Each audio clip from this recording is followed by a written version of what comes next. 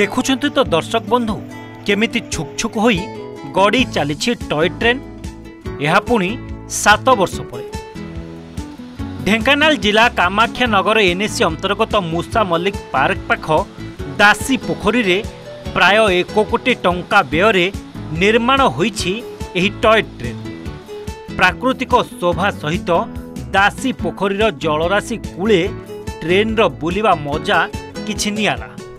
मंत्री प्रफुल्ल कुमार मल्लिक, सांसद महेश साहू, एनएसी अध्यक्ष धर्मानंद परिड़ा उपस्थिति रे टॉय ट्रेन रो शुभारंभ होईछि। ट्रेन रे रहिछि अत्याधुनिक ढांचारे निर्मित ट्रेन बगी, काठ एवं लुहा एंगेल रो ट्रैक उपरे गड़ुछि टॉय ट्रेन।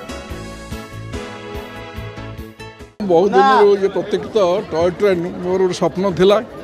धन्यवाद देवी आमर चेयरमैन आउ एग्जीक्यूटिव अफिसर को से गोटे निर्दिष्ट टाइम देते जहाँ आमर ये 5 तारिख दिन विजुआ जयंती दिन शेष हम से शेष कर आउ ब्यूटिफिकेशन पे अन्य ये बोटिंग हम अन्य कार्यक्रम चलो आहरी अनेक कार्यक्रम चलो। मुझे भावुँ पाखापाखि ढेंकानाल जिला के पाखापाखि ये ना पिला एंटरटेन करने अन्य किसी कौटी ना जोटा आज कामाख्या एनएसी कराई तेणु कामाख्या एनएसी कर्तृपक्ष धन्यवाद देवी। खुशी कथा मुझे वर्ष 1.5 वर्ष है ये प्रोजेक्ट पचर पड़ी क्या 7 वर्ष तलू स्टार्ट होता जो बहुत खुशी दिन आज सामग्रिक भाव सरी प्रोजेक्टा यहीथर जहाँ आम फिनिशिंग करूँ अराउंड 1 करोड़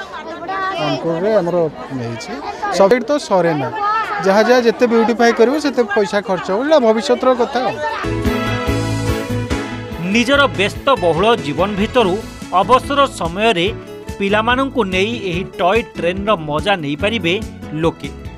सकाळु संध्या पर्यंत एनएसी ऑफिस रो गाइडलाइन अनुसार ट्रेन टी को व्यवहार करि परिबे। एथि सहित आगामी दिन रे दासी पोखरी रे लाइटिंग एवं बोटिंग रो व्यवस्था हेबाकु जाउछि।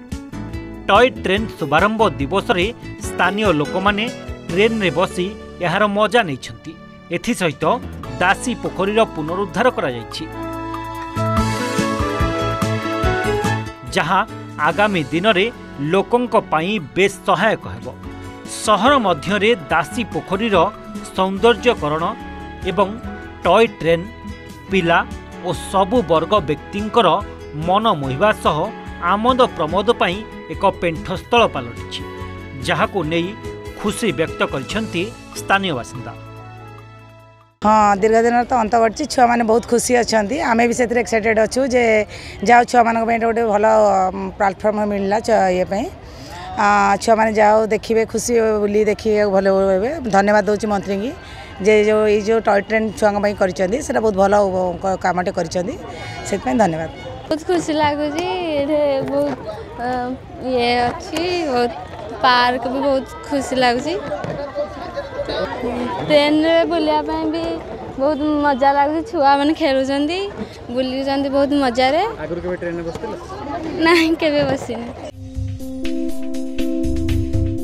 दीर्घ दिनर अपेक्षा परे पिलांको आमोद प्रमोद पई आरंभ होइतिबा टॉय ट्रेन एवं दासी पोखरीर सौंदर्यकरण कामाख्या नगर विकास रे आउ एक फर्द जोड़ी होइछि।